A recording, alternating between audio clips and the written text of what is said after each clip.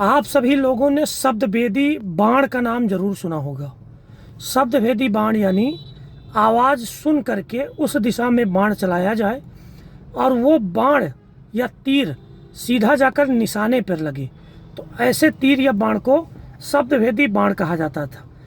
ये अद्भुत विद्या राजा दशरथ को, राजा रामचंद्र को, भगवान कृष्ण को, अर्जुन को और सबसे लास्ट में पृथ्वीराज चौहान को मालूम थी। ऐसा हम लोग पढ़ते आए हैं, ऐसा हम लोगों को जानकारी है। लेकिन आपको जान करके विशेष आश्चर्य होगा कि ये कला अब उत्तर प्रदेश पुलिस के कुछ अधिकारियों के पास भी आ चुकी है। वो आवाज़ सुनते हैं और आवाज़ की दिशा में गोली चलाते हैं और गोली सीधा सटीक निशाने पर जाके लगती है। और ये अद्भुत विद्या उत्तर प्रदेश पुलिस के इंस्पेक्टर अश्विनी कुमार दुबे जी को आ गई है।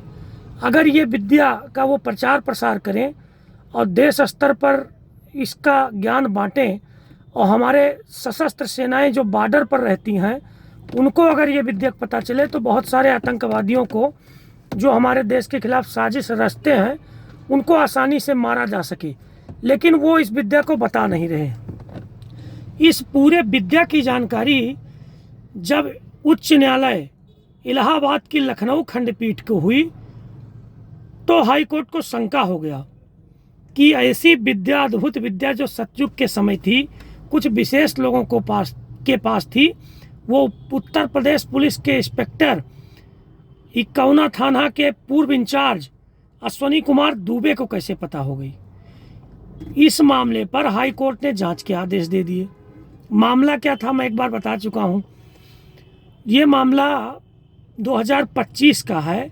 अलाउद्दीन उर्फ छटकू का इनकाउंटर हुआ और इनकाउंटर में लगभग 23 पुलिसकर्मी शामिल थे। स्वाट टीम भी थी, यानी एसओजी भी थी। और इस मामले में गोली चलाई तत्कालीन थाना प्रभारी अश्विनी कुमार दुबे ने। सुबह का समय था, लगभग 4 बजे के आसपास। तो गोली चलाई। हाई कोर्ट ने पूछा गोली कैसे चलाई। और जब आप 25 लोग थे, 23 लोग थे, उससे ज़्यादा थे, तो जब अभियुक्त ने गोली चलाई तो आप लोगों को कोई खरोच नहीं आई। और आपने 2 गोलियां चलाई, दोनों सीधे जा कर के अभियुक्त के दोनों दाहिने बाएं पैर में लगी।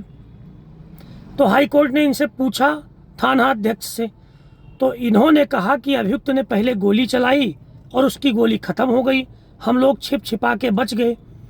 बाद में जब वो गोली लोड कर रहा था तो उस गोली लोड करने की आवाज़ मुझे सुनाई दी और वो लगभग 15 मीटर की दूरी पर था।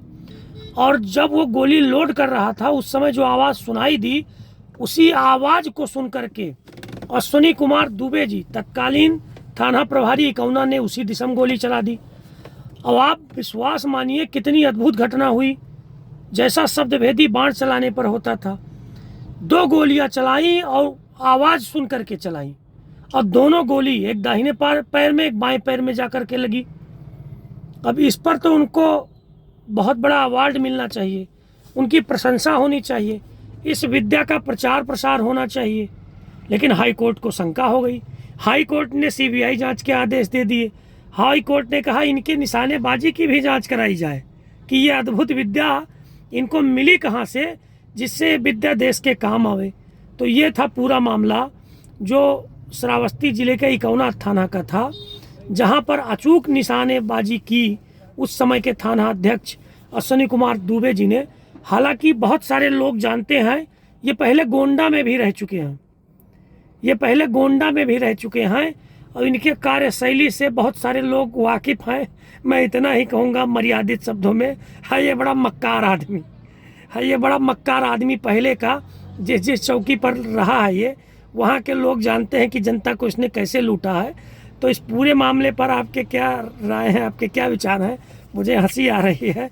हमारे साथ ज़रूर साझा करें। धन्यवाद।